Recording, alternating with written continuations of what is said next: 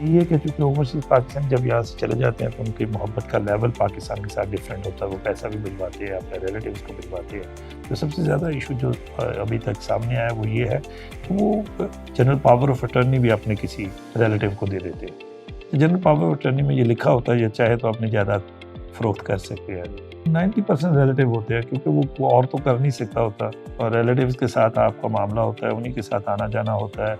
आपने पैसे भिजवाए होते हैं, जायदाद अमूमन लोग जो है अपने वालिद के नाम पे ख़रीदते हैं। जब वालिद का इंतकाल हो जाता है तो ज़मीन पाकिस्तानी लॉ के मुताबिक वो विरासत जो है वो बराबर तकसीम हो जाती है, और उसके बाद जो उन्होंने जनरल पावर ऑफ अटॉर्नी दी होती है ना, उसका मिसयूज़ होता है। ब्रीच ऑफ ट्रस्ट जो है वो करते हैं। डेफिनेटली जब आप यहाँ बैठ के लोगों से जब उनकी मसाइल सुनते हैं तो यकीनी तौर पर कई मौके पे आप बड़े शौक होते हैं कि अपने ही लोग ऐसा भी कर सकते हैं। तो वो कब्ज़ा भी उन्हीं के पास होता है, फिर उनकी जायदाद जो होती है वो भी कनेक्ट इसी तरह होती है ना कि उनका विरासत का अगर मामला है तो वो कोशिश करते हैं कि चूँकि वो यहाँ मौजूद होते हैं तो इनको कुछ थोड़ी सी पीछे जगह दे दी जाए, फ्रंट तो अच्छी कीमती जगह ये रख लें।